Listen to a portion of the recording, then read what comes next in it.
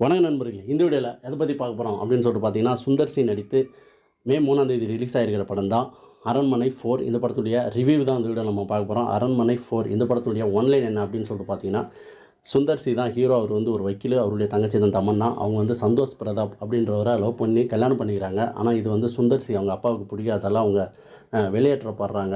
இதை வந்து சுந்தர் சியால் தடுக்க முடியல. அப்படி ஒரு சுச்சுவேஷன் அப்படின்னு சொல்கிறாங்க. அதுக்கப்புறம் இவங்க போட்டு தனியாக குடும்பம் நடத்துகிறாங்க. அவங்களுக்கு ஒரு பையன் ஒரு பொண்ணு. ஒரு 10 வருஷம் கழிச்சு சந்தோஷ் பிரதாப் இறந்துறாரு. இந்த செய்தி கேட்டு தமன்னா தூக்கு மாட்டி தற்கொலை பண்ணிக்கிறாங்க. அதுக்கப்புறம் இவங்களுடைய ஒரு பொண்ணுக்கு உடம்பு சரியில்லாத ஆகிடுது. இந்த விஷயங்கள்லாம் சுந்தர் சிக்கு தெரிய வருது. அதனால் சுந்தர் சி தேடி போய் என்ன நடந்தது அப்படின்னு சொல்லிட்டு கண்டுபிடிக்கிறாரு.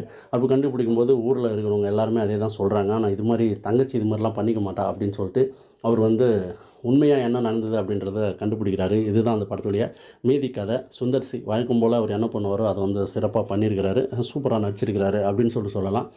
இந்த படத்தில் கொஞ்சம் ஃப்ரெஷ்ஷாகவே இருக்கிறாரு. அதுக்கப்புறம் தமன்னா அவங்களுக்கு என்ன கேரக்டர் கொடுக்கப்பட்டதோ அதை வந்து மிக சிறப்பாக நடிச்சிருக்கிறாங்க. அவங்களுடைய நடிப்பு வந்து சூப்பராக இருந்தது அப்படின்னு சொல்லலாம். தமன்னா சென்டிமெண்ட் காட்சிகளில் அது வந்து நிறைய பேருக்கு கிரிஞ்சியாக தெரிஞ்சாலும் அது வந்து ரொம்ப நல்லா இருந்தது அப்படின்றது என்னுடைய கருத்து. அந்த சீன்லாம் கண்டிப்பாக தாய்மார்களுக்கு ஒர்க் அவுட் ஆகும்.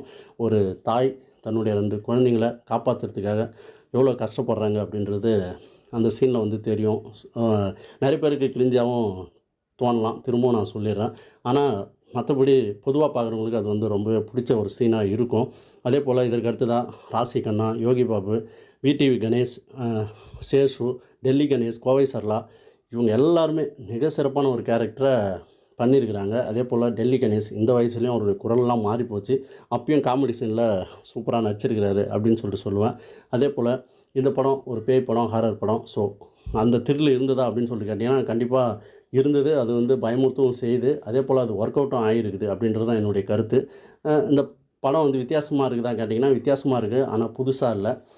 நம்ம ராகவா லாரன்ஸ் அவருடைய படங்கள், அரண்மனை இந்த சீரீஸ் படங்கள், அதுக்கப்புறம் தமிழ் சினிமாவுடைய பேய் படங்கள் இதனுடைய கலவையாக தான் இது இருந்துச்சு.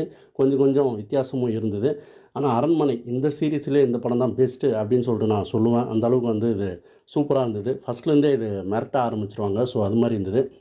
சரி, இந்த படத்துடைய நெகட்டிவ் இருக்கான்னு கேட்டிங்கன்னா நிறைய நெகட்டிவ் இருக்குது. அதில் ஒரு சில நெகட்டிவ் வந்து நான் சொல்லிடுறேன்.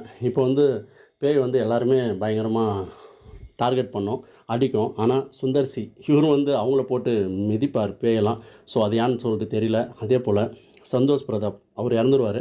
அவருடைய வேஷத்தில் பேய் வந்திருக்கும். ஆனால் வணக்கம் நண்பர்களே. இந்த வீடியோவில் எதை பற்றி பார்க்க போகிறோம் அப்படின்னு சொல்லிட்டு பார்த்தீங்கன்னா, சுந்தர் சி நடித்து மே 3ஆம் தேதி ரிலீஸ் ஆகிருக்கிற படம் தான் அரண்மனை 4. இந்த படத்துடைய ரிவ்யூ தான் இந்த வீடியோ நம்ம பார்க்க போகிறோம். அரண்மனை 4 இந்த படத்துடைய ஒன்லைன் என்ன அப்படின்னு சொல்லிட்டு பார்த்தீங்கன்னா, சுந்தர் சி தான் ஹீரோ. அவர் வந்து ஒரு வக்கீல். அவருடைய தங்கச்சி தான் தமன்னா. அவங்க வந்து சந்தோஷ் பிரதாப் அப்படின்றவரை லவ் பண்ணி கல்யாணம் பண்ணிக்கிறாங்க. ஆனால் இது வந்து சுந்தர் சி அவங்க அப்பாவுக்கு பிடிக்காதெல்லாம் அவங்க வெளியேற்றப்படுறாங்க.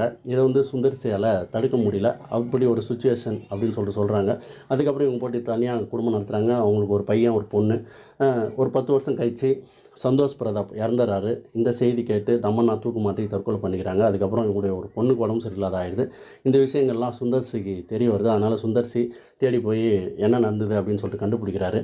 அப்படி கண்டுபிடிக்கும்போது ஊரில் இருக்கிறவங்க எல்லாருமே அதே தான் சொல்கிறாங்க. ஆனால் இது மாதிரி தங்கச்சி இது மாதிரிலாம் பண்ணிக்க மாட்டா அப்படின்னு சொல்லிட்டு அவர் வந்து உண்மையாக என்ன நடந்தது அப்படின்றத கண்டுபிடிக்கிறாரு. இதுதான் அந்த படத்துடைய